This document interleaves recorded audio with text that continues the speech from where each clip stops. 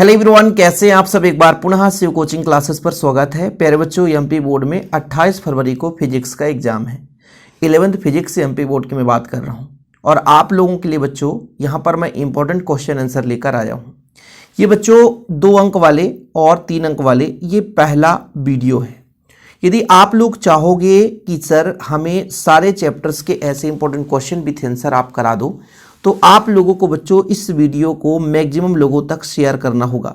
मैं गारंटेड कहता हूं कि फिजिक्स में आपका डर समाप्त करने की जिम्मेदारी मेरी है, लेकिन प्यारे बच्चों आप लोगों को थोड़ा सा सपोर्ट करना होगा। सपोर्ट करने का तात्पर्य है कि आप उन सभी दोस्तों तक शेयर करें जो आपसे जुड़े हुए हैं। ठीक है, चलिए आज हम पहले वीडियो पर देखेंगे कि आप लोगों का रिस्पॉन्स कैसा रहता है। पहला क्वेश्चन बच्चों, विमीय सूत्र किसे कहते हैं। देखिएगा बच्चों, जैसे आप लोग किसी भी भौतिक राशि की बात करते हैं, भौतिक राशि का मतलब जिसका यथार्थतापूर्वक हम मापन कर सकते हैं। जैसे आप लोग देखते हैं लंबाई है ना, द्रव्यमान है ना, वेग है, त्वरण है, ये सब भौतिक राशि है बच्चों। इनको हम एक मूल मात्रा के आधार पर व्यक्त करना चाहते हैं और लिखने का जो तरीका है, जो फॉर्मेट है, वो उसका विमीय सूत्र होता है। जैसे प्यारे बच्चों आप सबको पता होगा मूल राशि किसे कहते हैं और व्युत्पन्न राशि किसे कहते हैं। देखो अभी आगे मिलेगा। मूल राशि का मतलब वह राशि जो किसी पर निर्भर नहीं करता, स्वतंत्र होता है। क्या होता है? स्वतंत्र होता है। जैसे एसआई पद्धति में 7 मूल राशि और 2 पूरक राशि। जैसे आपका समय हो गया बच्चों, है ना, लंबाई हो गया, है ना, द्रव्यमान हो गया। ठीक है, इस तरीके से बच्चों ये सब के सब मूल राशि हैं। लेकिन ऐसी राशि जो स्वतंत्र नहीं होते बल्कि वो मूल राशि से उत्पन्न होते हैं, उन्हें बोला जाता है बच्चों व्युत्पन्न राशि। ठीक है, तो चाहे वो मूल राशि हो चाहे वो व्युत्पन्न राशि हो, इनका मात्रक होता है। मूल राशि का जो मात्रक होता है प्यारे बच्चों उसे बोलते हैं मूल मात्रक। क्या बोलते हैं? मूल मात्रक। और जो व्युत्पन्न राशि होगा बच्चों उसके मात्रक को बोलते हैं व्युत्पन्न मात्रक। तो यही जो राशियां हैं जिससे हम बात करते हैं त्वरण, त्वरण का जो मात्रक होगा बच्चों वो आपका व्युत्पन्न मात्रक होगा। क्या होगा? व्युत्पन्न मात्रक। ठीक है, ध्यान रखिएगा, क्योंकि जो त्वरण है प्यारे बच्चों, त्वरण क्या है? व्युत्पन्न राशि है। त्वरण का सूत्र होता है, त्वरण बराबर होता है वेग बटा समय। त्वरण बराबर क्या होता है बच्चों? वेग बटा समय। मतलब त्वरण जो है वो समय पर निर्भर करता है, वेग पर निर्भर करता है। और वहीं पे जब वेग बराबर बात करते हैं बच्चों तो दूरी बटे समय, तो एक समय और आ गया तो समय का स्क्वायर हो गया। तो प्यारे बच्चों यहाँ पे आप लोगों ने क्या समझा कि भाई त्वरण जो है वो आपके स्वतंत्र नहीं है बल्कि वो मूल राशियों पर निर्भर है। तो इसका जो मात्रक होगा वो व्युत्पन्न मात्रक होगा। अब इन्हीं राशियों को, चाहे त्वरण हो, चाहे लंबाई हो, चाहे द्रव्यमान हो, चाहे वेग हो, चाहे प्रत्यास्था हो, चाहे बल हो, चाहे विकृति हो, चाहे कार हो, इनको हम सूत्र के रूप में व्यक्त करते हैं। है ना बच्चों, ये अपना विमीय समीकरण कहलाता है। सिंपल है, या विमीय सूत्र कहते हैं, जिसको हम एम, मुख्य रूप से बच्चों एम, है ना, ए हो सकता है, एल और बच्चों टी, ये बी हो सकता है, ये सी, इस फॉर्मेट में दर्शाते हैं। कभी कभी आपका एम्पियर भी रहता है तो उसको भी लिख देते हैं। क्लियर, समझ में आ गया बच्चों? क्योंकि अभी आप लोग देखोगे, अभी आप देखोगे बच्चों यहाँ पे देखो, अभी आपको जो मैं प्रश्न कराया तो यहाँ पर फिर बच्चों आप लोगों ने देखा कि मूल मात्रक, मूल राशियों के मात्रक को हम मूल मात्रा कहते हैं। अभी आपको बताया ना कि मूल राशि किसे कहते हैं? जो अपने आप में स्वतंत्र है, किसी अन्य राशि पर निर्भर नहीं करता, वो मूल राशि है। लेकिन व्युत्पन्न राशि जो अपने मूल राशियों पर निर्भर करते हैं, मूल राशियों से मिलकर बने होते हैं, वो आपकी व्युत्पन्न राशि कहलाते हैं। तो मूल मात्रक जो बच्चों ये मूल राशियों के मात्रक होते हैं। व्युत्पन्न मात्रक की बात करते हैं बच्चों तो व्युत्पन्न राशियों के मात्रक होते हैं। ये मात्रक पूर्णतः एक दूसरे से स्वतंत्र होते हैं, दूसरे पर निर्भर नहीं करते। लेकिन प्यारे बच्चों व्युत्पन्न मात्रक है वो तो उत्पन्न हुई है किसी न किसी से, इसलिए मूल मात्रक से बने हुए हैं। इनकी बच्चों सीमित है, मतलब इनकी संख्या एसआई पद्धति में जो 7 बच्चों वो आपके मूल मात्रक हैं। 7 मूल मात्रक है। अभी आपको मिलेगा भी, चिंता ना करो, हम आपको सारी चीजें क्लियर करेंगे। 7 मूल मात्रक प्यारे बच्चों। लेकिन वहीं पे जब व्युत्पन्न मात्रक की बात करते हैं तो इनकी संख्या सीमित है। जैसे आप लोग निकालते हो वेग का, त्वरण का, कार्य का, है ना, प्रतिबल का, प्रत्यास्था का, गुरुत्वाकर्षण नियतांक का, मतलब कई सारे हैं, तो इनकी संख्या फिक्स नहीं रहती। तो ये अपना एक क्वेश्चन ये भी तैयार हो जाता है। जैसे हम बात करते हैं बच्चों की मूल मात्रक, इनकी संख्या 7 है। एसआई प्रणाली के प्रमुख गुण क्या है? एसआई पद्धति है क्या बच्चों? इंटरनेशनल सिस्टम, है ना। कहने का तात्पर्य जैसे किसी भी मापन की आवश्यकता पड़ी और उस मापन को हम इंडिया में कुछ और बोल रहे हैं, अमेरिका में कुछ और हमें सामान लेना है, तो फिर हम मान लीजिए 10 का यहाँ 5 मिल रहा, वहाँ 10 का 25 मिल गया, तो मापन फिक्स किया गया कि 1 मीटर की लंबाई इतनी ही रहेगी, है ना। वो आपकी एसआई पद्धति, इंटरनेशनल प्रणाली हो गई।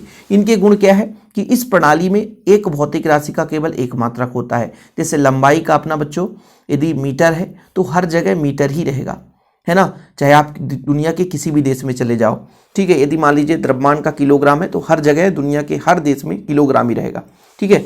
इस प्रणाली के मात्रक निरपेक्ष होते हैं, किसी पर, है ना, बिल्कुल निरपेक्ष नहीं, एकदम किसी पर सापेक्ष, किसी पर आधारित नहीं रहते। यह एक दार्शनिक प्रणाली है, यह एक संबद्ध प्रणाली है, यह एक अंतर्राष्ट्रीय प्रणाली है। तो ये तो सिंपल है, आसानी से बन जाएगा। मात्रक लिखते समय किन बातों को ध्यान में रखना चाहिए बच्चों? देखो, मात्रक के संकेत अंग्रेजी वर्णमाला के छोटे अक्षर में लिखे जाने चाहिए, ठीक है। मात्रक के संकेत एक वचन में लिखना चाहिए। मात्रक का पूरा नाम अंग्रेजी में लिखते समय सभी अक्षर छोटे होते हैं। मात्रक के संकेत के सम्मुख विराम चिन्ह नहीं लगाते हैं। मात्रक लिखते हैं जैसे मीटर हो गया बच्चों, है ना, आपका एम्पियर हो गया, लेकिन एम्पियर जो वैज्ञानिक के नाम पर मात्रक होता है उसमें कैपिटल से शुरुआत करते हैं। एक चीज और ध्यान रखना, जैसे मात्रक में बोला गया कि अंग्रेजी वर्णमाला के छोटे अक्षर से लिखे जाते हैं, लेकिन ऐसा मात्रक जो किसी वैज्ञानिक के नाम पर आधारित है ना, खोजकर्ता के नाम पर आधारित है, वो कैपिटल लेटर से शुरू होता है। लेकिन जैसे मीटर हो गया, सेकेंड हो गया, इनका बच्चों हम अंग्रेजी वर्णमाला के छोटे अक्षर से लिखते हैं। संकेत एक वचन में लिखना चाहिए, ऐसा नहीं कि मीटर से लिख दें। 10 मीटर है तो बोले 10 है भैया, एक थोड़ी ना है, बहुवचन है तो 10 मीटर्स, ऐसा नहीं होता है, एक वचन में ही लिखा जाएगा। चाहे आप लोग जैसे कोई कपड़ा खरीद रहे हो, है ना, तो बच्चों जैसे मान लीजिए हम बात कर दिए कि हम 3 मीटर कपड़ा, तो भाई बहुवचन हो गया 3 मीटर, तो 3 मीटर्स नहीं, एक वचन ही रहना चाहिए। मात्रक का पूरा नाम अंग्रेजी में लिखते समय सभी अक्षर छोटे होते हैं, ठीक है। मात्रक के संकेत में सम्मुख विराम चिन्ह बिल्कुल प्रयोग नहीं करते। एक चीज यहां पर मैं आप नहीं लिखा हूं कि यदि कोई मात्रक है अंग्रेजी वर्णमाला के छोटे अक्षर से प्रारंभ होते हैं, लेकिन यदि वो किसी वैज्ञानिक के नाम पर, यदि खोजकर्ता के नाम पर आधारित है तो कैपिटल लेटर से शुरू होते हैं। ये बहुत बार क्वेश्चन पूछा गया बच्चों, इंपॉर्टेंट है, वेरी वेरी वेरी इंपॉर्टेंट है। सार्थक अंक किसे कहते हैं? जैसे हम किसी चीज को व्यक्त करने के लिए बहुत बड़ा अंक लिख दिए, लेकिन वो जो उसका शाब्दिक अर्थ बताता है वही उसका सार्थक अंक है। जैसे किसी भौतिक राशि को यथार्थतापूर्वक व्यक्त करने वाले उपयोग में लाए गए जो अंकों की संख्या वही सार्थक अंक है। जैसे 0.007 है, तो यहाँ पर इस 0 का कोई महत्व नहीं है, यानी इसका सार्थक अंक केवल 7 ही है ना। मूल रूप से इसका अर्थ 7 से निर्धारित होता है, इन 0 से निर्धारित नहीं होता, क्योंकि बच्चों कोई भी संख्या हो उसके अंक के यदि पहले कोई 0 लगा तो उसके सार्थक अंक में गणना नहीं करते। ध्यान रखिएगा, कोई भी आपका संख्या है, यदि वो अंक के पहले 0 कितने भी हो तो निर्धारित नहीं होते, लेकिन 2 अंकों के बीच में 0 हो तो निर्धारित होते हैं। तो ध्यान रखिएगा, यथार्थतापूर्वक व्यक्त करने के लिए जिन अंकों का हम उपयोग करते हैं वो आपका सार्थक अंक कहलाता है। ये सारे क्वेश्चन एकदम सिलेक्टेड है, एक एक क्वेश्चन मैं बता रहा हूं भाई। आप लोगों को यदि समझ में आए तो प्लीज यार थोड़ा सा थम्स अप कर दीजिएगा। मैंने आप लोगों को एक चीज बोला कि प्यारे बच्चों ये आप लोगों को तैयार करना पड़ेगा कि मूल मात्रा कौन कौन से हैं। तो लंबाई का मात्रक मीटर, द्रव्यमान का किलोग्राम, समय का सेकंड, ताप का केल्विन, ज्योति तीव्रता का कैंडेला, विद्युत धारा का एम्पियर, पदार्थ की मात्रा का मोल। ये बच्चों अपना 7 मूल मात्रक है जिसे आपको अभी के अभी तैयार कर लेना है। लंबाई का मीटर, द्रव्यमान का किलोग्राम, समय का सेकंड, ताप का केल्विन, ज्योति तीव्रता कैंडेला, विद्युत धारा का एम्पियर, पदार्थ की मात्रा मोल। ये बच्चों कई बार ऑब्जेक्टिव में भी पूछा जाता है, कई बार 2 अंक में भी पूछ दिया जाता है, एक वाक्य में उत्तर में भी पूछ दिया जाता है, मतलब कई तरीके से क्वेश्चन पूछा जा सकता है। एसआई पद्धति के सभी मूल राशि और मूल मात्रक, तो मूल राशि 7 हैं जिनके मात्रक आपके बच्चों मूल मात्रक कहलाते हैं, ठीक है। कोण और घन कोण 2 पूरक मात्रक हैं बच्चों, वो आप लोगों को याद रखना है। कोण का रेडियन और बच्चों घन कोण का स्टेरेडियन, है ना। कोण का प्यारे बच्चों आप लोग याद रखिएगा रेडियन, कोण का क्या होता है बच्चों रेडियन। यदि हम बात करते हैं बच्चों घन कोण का बच्चों स्टेरेडियन, क्या स्टेरेडियन, क्या बच्चों स्टेरेडियन। देखो बच्चों हम जो भी क्लासेस लाएंगे केवल हम क्वेश्चन का स्क्रीनशॉट नहीं देंगे, उसको समझाने की कोशिश करेंगे, भले ही थोड़ा सा समय लगे लेकिन उसको आप समझो, उसको आप अच्छे से बूझो, है ना, ताकि वो एग्जाम में आए तो बन जाए, रटना ना पड़े। विमीय विश्लेषण की 2 उपयोग बच्चों, है ना। यदि हम बात करते हैं बीमी सूत्र बनाना, जानते हैं कि बीमी सूत्र हमसे बनना चाहिए, बीमी सूत्र से क्वेश्चन आएगा। यदि आप लोगों से बीमी सूत्र निकालते नहीं आता तो एक बार आप बताइएगा, मैं गारंटेड कहता हूं कि जीवन में कभी भी बीमी सूत्र आपसे नहीं भूलेगा। बीमी सूत्र निकालना मेरी जिम्मेवारी, मैं आपको बता दूंगा। एक वीडियो आ जाएगा, यदि 20 मिनट का यदि आप देख लेंगे बच्चों, बीमी सूत्र आपसे कभी भूलेगा ही नहीं। ठीक है, तो बीमी विश्लेषण की दो उपयोग हैं कि भैया बीमी सूत्र का उपयोग कैसे होता है जीवन में। विभिन्न भौतिक समीकरणों की सत्यता की जांच करने के लिए, यदि हमारे पास भौतिक समीकरण है वो शुद्ध है कि नहीं है, इसकी जांच करने के लिए बीमी विश्लेषण बहुत ही हेल्पफुल होता है। भौतिक राशि के एक पद्धति से मात्रा को दूसरी पद्धति में बदलने के लिए, यहाँ से क्वेश्चन पूछा जाता है बच्चों कि एक पद्धति से दूसरे पद्धति में हम मात्रा बदलें, तो एग्जाम में कई बार क्वेश्चन पूछा गया है, ये भी मैं बताऊंगा। ठीक है, तो बच्चों बीमी विश्लेषण के दो फायदे हैं, लिखा है दो उपयोग भैया कि कोई भी समीकरण है उसकी शुद्धता की जांच करनी है तो हमें बीमी विश्लेषण मदद करता है। दूसरा, एक पद्धति से दूसरे पद्धति में हम मात्रा इसके आधार पर निकाल सकते हैं। एक क्वेश्चन बच्चों, बीमी विश्लेषण की सीमाएं। ठीक है, बीमी से क्वेश्चन आता है क्योंकि ये चैप्टर ही है पूरा बीमा, पूरा चैप्टर ही बच्चों बीमा से आधारित है। आप लोगों ने पढ़ा होगा कि मात्रक एवं मापन और पूरा बीमीय सूत्र, बीमीय विधि, बीमीय और बीमी पे आधारित क्वेश्चन ही पूछा जाता है। सीमाएं क्या है बच्चों, इस विधि से बीमाहीन राशि का मान ज्ञात नहीं किया जा सकता। बीमाहीन मतलब जिसकी कोई बीमा ही नहीं है, उसकी हम मान नहीं निकाल सकते। इस विधि से त्रिकोणमिति, लघुगणकीय आदि वाले समीकरण को ज्ञात नहीं कर सकते। मतलब सीमाएं का मतलब कमियां, एक प्रकार से कहां तक उसकी सीमा है, कहां तक उससे हद से बाहर नहीं जा सकता। ठीक है, इस विधि से उस समीकरण को निगमित नहीं किया जा सकता जिसमें एक से अधिक पद है। इस विधि से ऐसे नियतांक का मान ज्ञात नहीं किया जा सकता जिसकी बीमा होती है, जैसे सार्वत्रिक गुरुत्वाकर्षण नियतांक। यदि किसी भौतिक राशि का मान 3 से अधिक राशियों पर निर्भर करता है तो उसके मध्य संबंध स्थापित नहीं किया जा सकता। ये इसकी सीमाएं हैं जिसके आप लोगों को थोड़ा सा याद कर लेना है। ओके, चलिए अब हम बात करते हैं बच्चों, मुख्य रूप से मुद्दे की बात करते हैं जो कि आप लोगों को पढ़ना है। समीकरण में बीमी की शुद्धता की जांच करने के लिए एग्जाम में पूछा जाता है। जैसे हम बात करते हैं, पहले हम पहला समीकरण लेकर चलते हैं बच्चों। पहला समीकरण अपना क्वेश्चन ही है, देखना, शुद्धता की जांच करेंगे बच्चों, शुद्धता की जांच करेंगे। थोड़ा सा समय दीजिए, आप लोग पढ़ने आए हैं ना तो समय दीजिए और वीडियो को ज़्यादा से ज़्यादा शेयर कर दीजिए। आपको फिजिक्स का एक भी डर नहीं रह पाएगा, लेकिन इसके लिए शिव सर का सपोर्ट करना होगा आपको। और शिव सर के लिए बच्चों आप लोग कुछ नहीं, वीडियो को लाइक कर दो, है ना, वीडियो को थोड़ा सा शेयर कर दो अपने दोस्तों तक। यदि 2 दोस्त को भी पहुंचाओगे तो बहुत है ना। चलिए, क्वेश्चन देके रखा बच्चों कि v बराबर u प्लस AT, इसकी शुद्धता की जांच करिए। क्या बच्चों, शुद्धता की जांच, शुद्धता की जांच। अब इस जांच के लिए हम सबसे पहले इसको हल करते हैं या उत्तर लिखते हैं। तो प्यारे बच्चों, यहाँ पर आप लोग v की बीमा ये लिखना पड़ेगा एग्जाम में। v की बीमा, u की बीमा, फिर बच्चों अपना a की बीमा, त्वरण है बच्चों, a की बीमा, ठीक, फिर t की बीमा, ये आप लोगों को लिखना पड़ेगा। ठीक है सर, वेग दूरी बटे समय, मतलब बच्चों m नहीं रहेगा, दूरी बटा समय, बटा समय मतलब ऊपर चला जाएगा। ये भी वेग है बच्चों, तो दूरी बटा समय L-1। ठीक है सर, a त्वरण है बच्चों, त्वरण का क्या होता है, दूरी बटे समय, वेग बराबर त्वरण बराबर वेग बटे समय L-2 होता है। ठीक है, और बच्चों टाइम है, टाइम तो केवल t और t रहेगा। इतना क्लियर, यहां तक समझ में आया। अब आपको क्या करना पड़ेगा बच्चों, हमको शुद्धता की जांच करनी है। तो आप लोग यहां पर लिख लो कि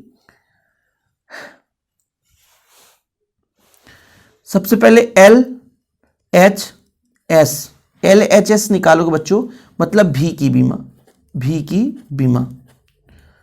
बीमा कितना है बच्चों, L-1। ठीक, अब बच्चों आपको RHS निकालना है, यानी बच्चों ये पूरा का पूरा, इसका मतलब U प्लस AT। बच्चों U का मान कितना है, L-1, ठीक है सर, प्लस A का मान कितना है, L-2, और बच्चों T का मान ये T है। अब बच्चों देखना L-1, ये क्लियर।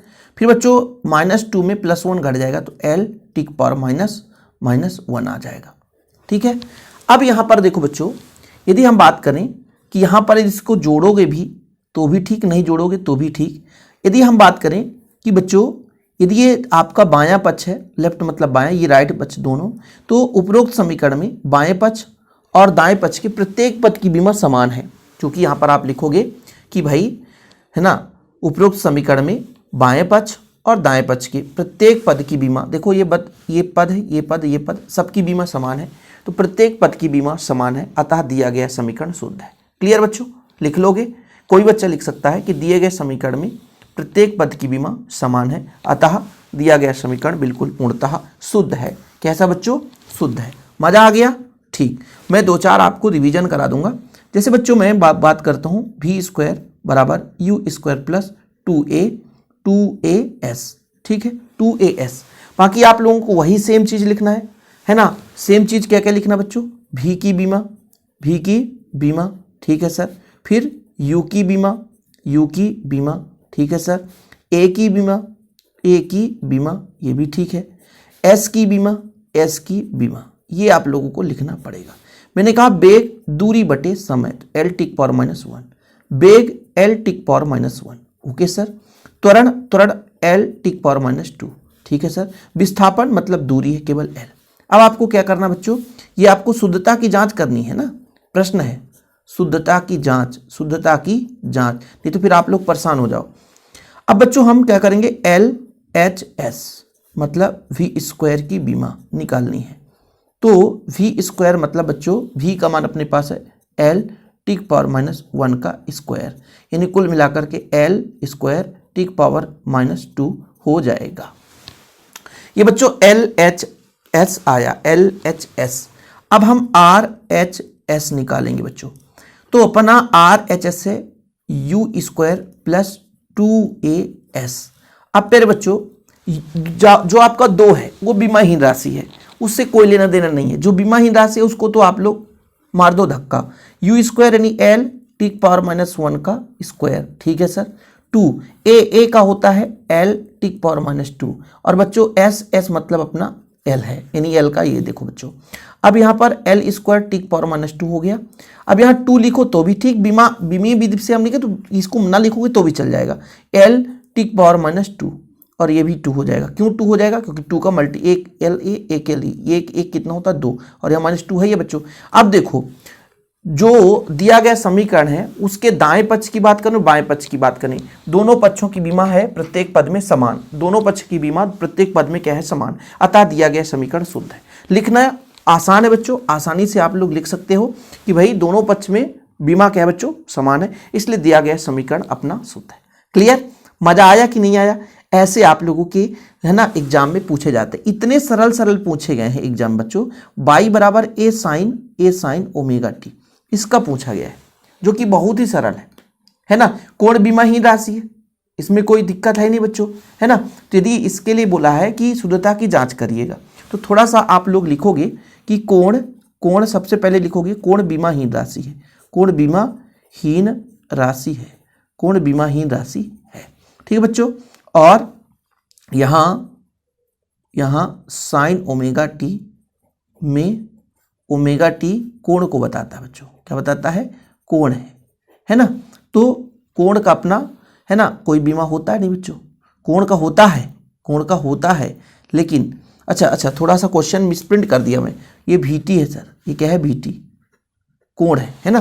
तो यदि मैं आपसे कह दूं कि VT की बीमा है ना,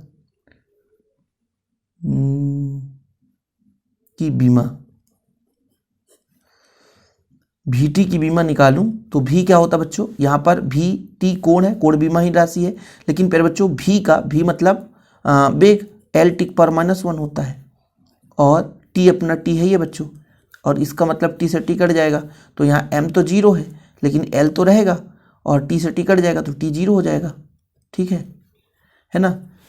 जबकि बच्चों देखो ये VT कोण है, कोण बीमाहीन राशि है, किंतु VT बीमाहीन नहीं है, बीमाहीन नहीं है, क्योंकि इसकी एक बीमा आ गई है। अतः दिया गया समीकरण है ना, दिया गया समीकरण बीमीय रूप से गलत है बच्चों, दिया गया समीकरण बीमीय रूप से गलत है। सिद्ध हो गया कि ये कोण है, कोण बीमाहीन राशि, लेकिन यहाँ पर बीमा निकल कर आ गया। तो इससे प्रूव हो गया कि भाई जो दिया गया समीकरण है एक रूप से शुद्ध नहीं है, ठीक। अब बच्चों गति का जो तृतीय समीकरण है वो अपना सिद्ध हो गया, गति का प्रथम समीकरण वो सिद्ध हो गया। एक बार 2019 में पूछा गया था s बराबर U T plus half A T square. तो मैं अब बच्चों आप लोगों को s का भी बताया, u का भी बताया, t का, a का भी बताया, सबका बताया हूं। सीधे मैं l h s लेकर चलूं तो s की बीमा का मतलब ये हुआ कि केवल और केवल l मतलब s मतलब विस्थापन हो गया। अच्छा, आर एच एस है ना बच्चों। अब देखना आर एच एस कितना है, U T plus half A T square. और आप लोग याद रखेगा जो बीमाहीन राशि है उसका मात्रक लिखने की जरूरत नहीं है। यू का कितना निकाले सर, एल टी की पावर -1, ठीक है। टी का अपना तो भाई टी है ही है, ठीक। फिर प्लस ए का कितना है सर, ए का है एल टी की पावर -2 और टी है तो टी का अपना केवल टी रहता है, स्क्वायर करो। अब बच्चों यहां पर आपका आ जाएगा, देखो एल है ना, टी यहां पर 1 है, -1 तो टी की पावर 0 हो गया। यहां पर भी बच्चों एल है और ये -2 +2 तो टी की पावर 0 हो गया। मतलब हर पद में केवल एल ही तो आ रहे हैं, है ना। यानी दिए गए समीकरण में प्रत्येक पद में है ना जो बीमा है बच्चों समान है, अतः दिया गया समीकरण शुद्ध है। तो इस तरीके से आज का रिवीजन क्लास था। आप लोग इस वीडियो को जितना शेयर करोगे उतना चौचक क्लास आप लोगों के लिए शिव सर लाएंगे। हाँ भाई, थोड़ा सा प्यार सपोर्ट दिखाओ। मैं गारंटेड कहता हूं कि जीवन में कभी भी आप लोगों को बच्चों ऐसा नहीं लगेगा कि शिव सर का क्लास थोड़ा सा रद्दी है, मजा आ जाएगा। बस प्यार सपोर्ट बनाए रखिएगा, ठीक है। फिलहाल अभी के लिए इतना ही, है ना। वीडियो पसंद आए तो लाइक करके शेयर कर दें। चैनल पे पहली बार आए चैनल को सब्सक्राइब कर लें। जय हिंद, वंदे मातरम।